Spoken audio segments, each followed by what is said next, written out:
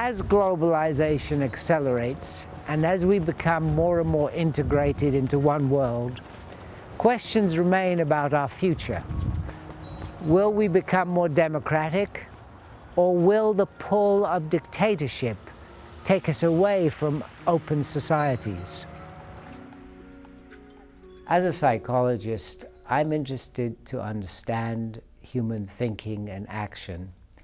And of course, in this era, we have to take the global perspective, meaning that we have to consider individuals and groups within the context of globalization.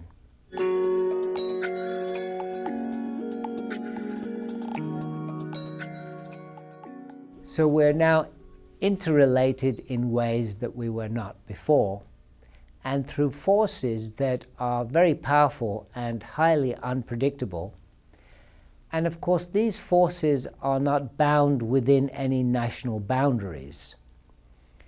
Globalization is driven by technologies that are influenced by young people mostly, who are not bound within any nation and who do not need huge resources to mobilize.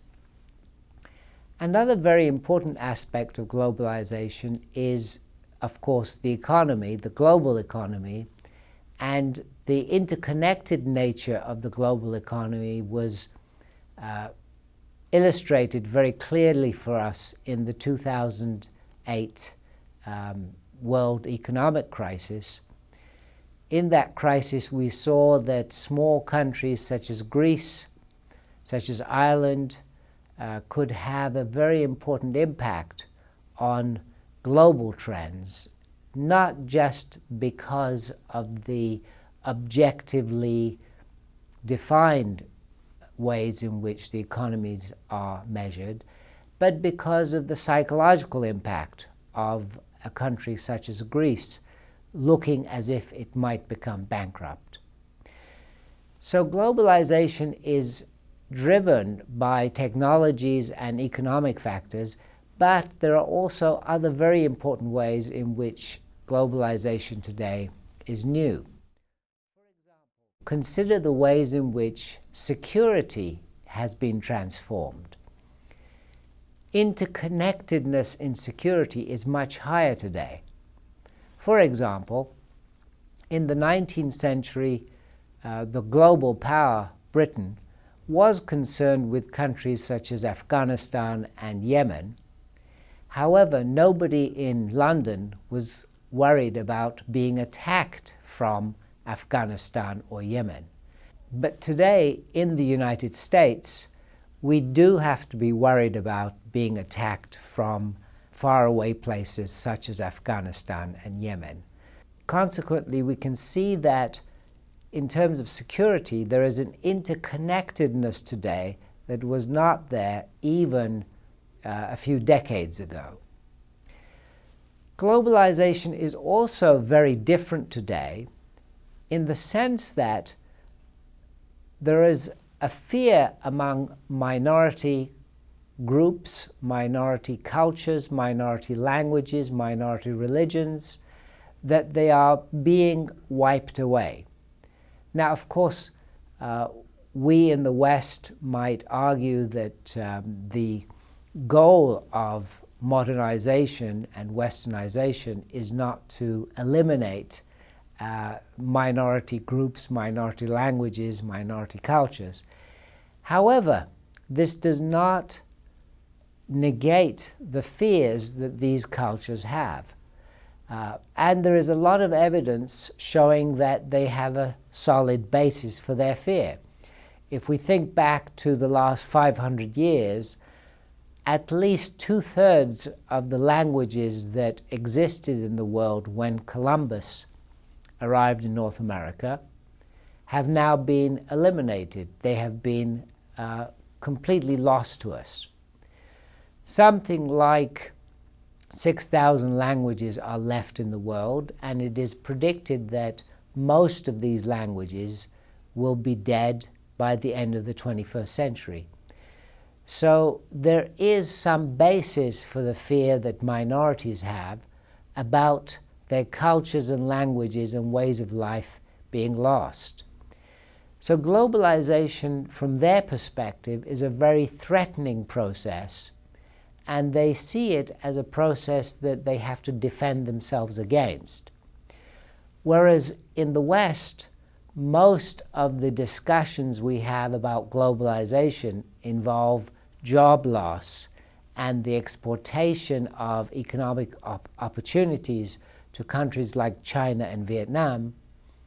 In many third world countries, the fears associated with globalization are cultural, and they concern the loss of indigenous cultures, indigenous ways of life, indigenous belief systems.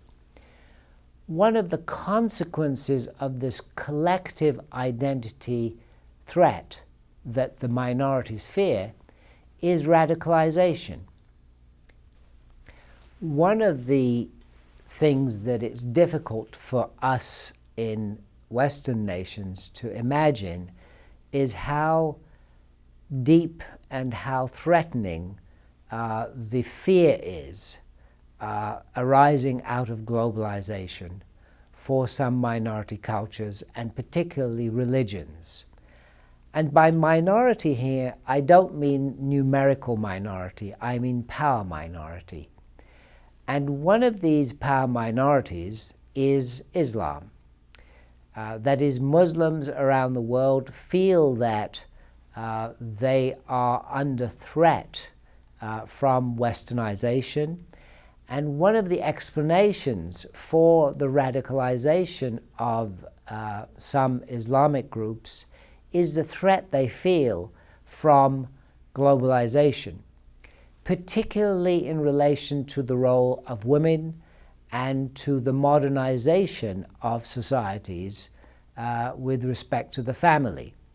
Traditionalists and fundamentalists fear that modernization and globalization are forces that are going to end their ways of life.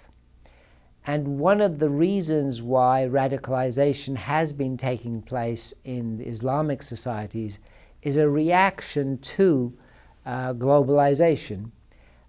I've discussed this in a book called How Globalization Spurs Terrorism. Of course, this does not justify terrorism or radicalization in that sense, and it may be that most of us are quite sympathetic to the idea that globalization will eventually eliminate fundamentalist ways of life. However, it still means that we have to understand and react to the fundamentalists when they become more radical, even when they mobilize and when they engage in terrorism. The deep root cause of their reaction is a fear that their identities, their indigenous identities, are being attacked. And their reaction to this attack is, of course, radicalization and sometimes violent action in terrorism. So, in summary, globalization in the 21st century is taking place in ways that are very new and very different from what took place in the 19th century and even in the 20th century. Globalization today is technology-driven particularly. It is driven by forces that are very difficult to predict and are not bound by national borders. So globalization is resulting in collective identity threats for particular minorities, including some Islamic groups, fundamentalists and traditionalists in particular. And one of the outcomes of this is radicalization and terrorism. And we should expect that this kind of reaction will continue for a while globalization is accelerating and leading to the spread of modern ways of life, particularly in relation to the role of family and females. Globalization in the 21st century is much deeper and more unpredictable than it was in previous centuries, and it is leading to problems that are highly unpredictable and that require us to be more dynamic and forward-thinking in finding solutions.